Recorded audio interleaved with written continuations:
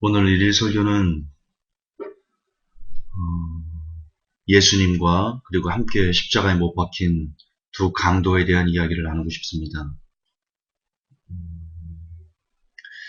저는 그렇게 생각합니다. 그 두 강도가 예수님을 알았을 거다. 왜냐하면 너무나 유명하신 분이었기 때문에 그분은 기적을 행하고 눈먼 자를 뜨게 하고 병든 자를 고치고 그리고 유대인들이 그토록 기다려온 메시아였다라는 그 소문을 그 두 강도는 다 들었을 겁니다. 어쩌면 두 강도는 기대했을 수도 있습니다. 예수님께서 십자가에 못 박히실 때 기적같이 하나님의 능력으로 그분이 십자가에서 내려오시고 더불어 본인들도 구원을 얻을 수 있지 않을까. 혹은 예수님께서 이제 사형당한다는 소식을 들었을 때 그 두 강도도 사형당하기 전에 본인들도 함께 구원을 받을 수 있지 않을까. 그래서 어쩌면 두 강도 모두 예수님에게 본인들을 살려주세요 라고 간청을 했을 수도 있습니다. 여러분이 이제 사형수라고 봅시다. 근데 누군가 능력 있는 기적의 사람이 옆에 있어요. 여러분이라면 그 기적의 사람을 두고 나를 살려주세요, 불쌍히 여겨주세요, 구원해주세요 라고 간청하지 않을까요? 아마 그랬을 겁니다. 그런데 두 강도의 기대에 예수님은 부응하지 못했습니다. 자기들보다 더 처참하게 고문을 받고 자기들보다 더 처참한 모습으로 성경에 보면 예수님께서 발가벗겨졌다. 온몸의 나신이 다 드러날 정도로 옷을 한 톨도 입지 않은 그런 수치와 모욕 가운데 돌아가셨지요. 예수님의 통으로 짠 그 속옷마저 다 벗겼을 때 그 안에 드러난 고문을 받았던 흔적들, 그 처참한 모습, 그 왜소한 모습, 두 강도는 그 모습을 그대로 직시하였을 겁니다. 왜 옆에 있는 강도가, 왜 왼편에 있는 강도가 예수님을 놀렸을까요? 야, 네가 메시아면 내려와봐. 너나 잘하세요. 왜 그렇게 독소를 왼편 강도는 쏟아부었을까요? 저는 그 전에 분명 제 개인적인 믿음으로는 예수님에게 간청했을 겁니다. 도와달라고. 불쌍히 여겨달라고. 그 이유는 예수님이 힘이 있을 거라고 그가 믿었기 때문이었겠죠. 그러나 결과는 그의 생각과 달랐습니다. 너무나 처참한 예수님의 모습 앞에 누군가를 구원할 능력이 전혀 보이지 않는 자신의 소망, 자신의 희망이 끊어졌을 때 그 왼편에 있는 강도는 그것이 분노로 변하고 그 분노를 예수님에게 고스란히 쏟아내었을 겁니다. 반면 우편 강도는 왜 구원을 받았을까? 저는 똑같은 이유라고 봅니다. 분명 우편 강도도 도와달라고 살려달라고 했을 겁니다. 그러나 역시 예수님은 그의 기대를 표면상으로는 저버렸죠. 하지만 우편 강도는 그런 모습에 있는 예수님을 보고도 끝까지 믿었습니다. 끝까지 신뢰하였습니다. 그리고 그는 구원을 받았습니다. 우리는 두 강도 이야기를 통해서 너무나 쉽게 구원을 받는다라고 생각합니다. 그러나 구원은 그런 것이 아닙니다. 구원은 내가 신뢰하고 내가 믿고 내가 고백하는 그분이 설령 내 소망, 내 희망, 내가 바라는 그 모든 것을 다 끊는다 할지라도 그럼에도 불구하고 주님이 옳습니다. 주여, 나를 당신의 나라에 가실 때 나를 생각하옵소서 라고 고백하는 겁니다. 내 소망과 내 희망이 부응될 때 하나님을 찬양하는 것이 아니라 내 소망과 내 기대가 완전히 끊어진 상황에서도 주여 당신이 옳습니다 라고 할 때 우리는 구원을 받는 것입니다. 그것이 믿음입니다. 끝까지 믿는 것, 그것이 믿음입니다. 저는 참 만화를 좋아했습니다. 어렸을 때부터 만화를 아주 좋아해서, 책 읽기를 좋아해서 만화 가게가 문을 열기도 전에, 방학 때겠죠. 만화 가게가 문을 열기도 전에 그 없는 살림에도 엄마한테 쫄라서 500원인가를 받아서, 제 기억으로는 그때 500원만 내면 시간제로 계속 볼 수 있는, 그랬던 걸로 기억합니다.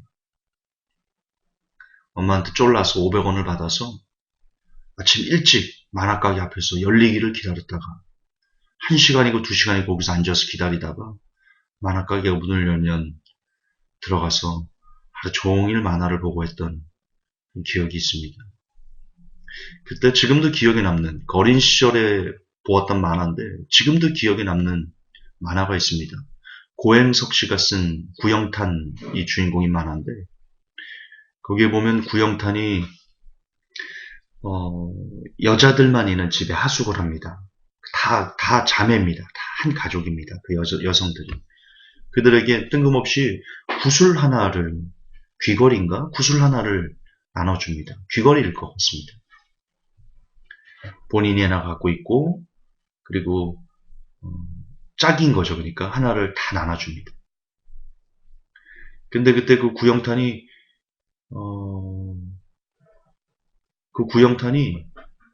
되게 볼품없이, 아주 볼품없이 그런 상태로 있습니다. 그러자 그 귀걸이를 받아든 여성들은 그걸 다 팽개칩니다. 다 팽개칩니다. 그렇게 에피소드가 흘러가다가 구영탄을 너무 볼품없으니까 구박합니다.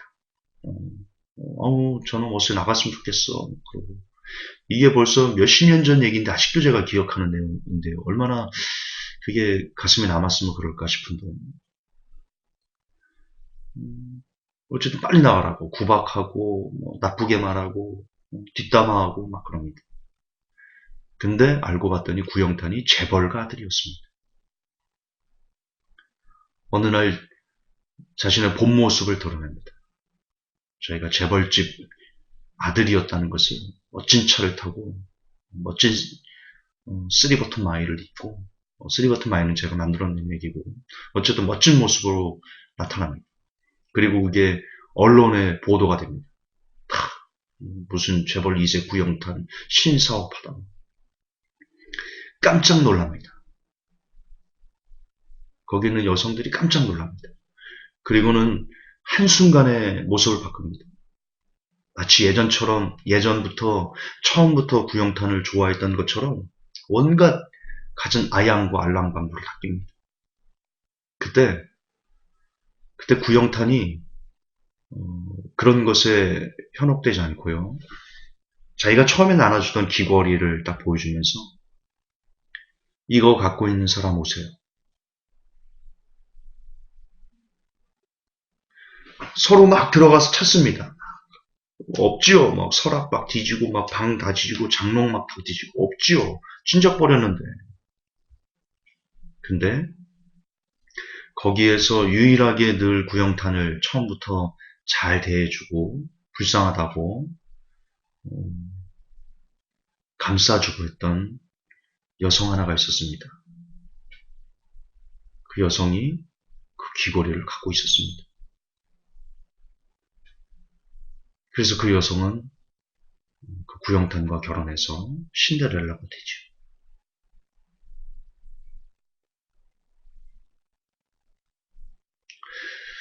저는 오늘 설교와 그것이 맞닿아 있다라고 생각합니다. 표면적으로 보여지는 성공, 표면적으로 보여지는 멋짐, 표면적으로 보여지는 능력, 그런 것에 기대어 그 사람을 좋아하는 것은, 그 사람을 믿는 것은, 그것은 믿음이 아닙니다. 그것은 진짜가 아닙니다. 그 사람이 아니라 그 사람의 능력을 믿는 것은 그 사람의 능력이 사라지면 오늘 왼편 강도처럼 오히려 더 심하게 욕설을 퍼붓는 것은 가짜입니다. 우리의 믿음도 그렇습니다. 주님께서 화려하시고 주님께서 내 모든 문제를 다 해결해 주시고 그분의 권능과 그분의 능력,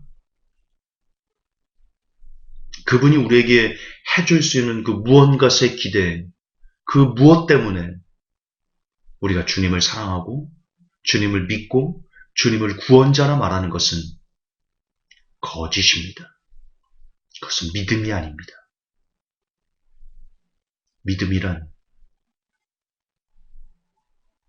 그 구영탄이 나눠준 그 방울을, 그리고 그 구영탄이 아무리 못나고 가난해 보이고 그래도 그럼에도 불구하고 그 사람을 마음에 품고 그 귀걸이를 보관하고 있는 것. 그것이 사랑이고 그것이 믿음입니다. 성도 여러분, 저도 아직 이것이 잘 되지 않으나 우리 주님을 사랑합니까? 우리 주님을 믿습니까? 그렇다면 주님이 가지고 계신 그 무언가, 주님이 내게 해주실 그 무언가에 기대어 주님을 사랑하지 말고 주님 그 자체를 사랑합시다. 주님 그 자체를 믿읍시다. 그분이 설령 내 모든 기대와 소망과 내가 바라는 그 모든 것들을 다 끊으신다 할지라도 그럼에도 불구하고 주님이면 족합니다. 주님 한 분이면 족합니다. 그렇게 고백하여 드릴 수 있는 제가 그리고 모든 회복교회 성도 여러분 되실 수 있기를, 이 메시지를 듣는 모든 분들이 될 수 있기를 진심을 담아 예수님의 이름으로 축복합니다. 하나님,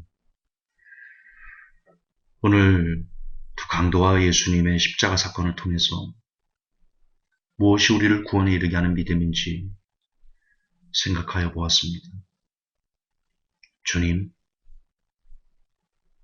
그러지 않기를 원하지만, 그렇게 되지 않기를 원하지만, 그러나 주께서 우리의 소망을 끊으신다 할지라도, 그러신다 할지라도 여전히 주님 한 분만으로 감사합니다. 사랑합니다. 고맙습니다. 그리 말할 수 있는 제가 될 수 있기를 원합니다. 그리 말할 수 있는 회복교회 성도들이 될 수 있기를 원합니다. 오직 주님이면 족하다. 오늘 우리에게 그 믿음을 허락하옵소서. 예수님 이름 받도록 기도합니다. 아멘.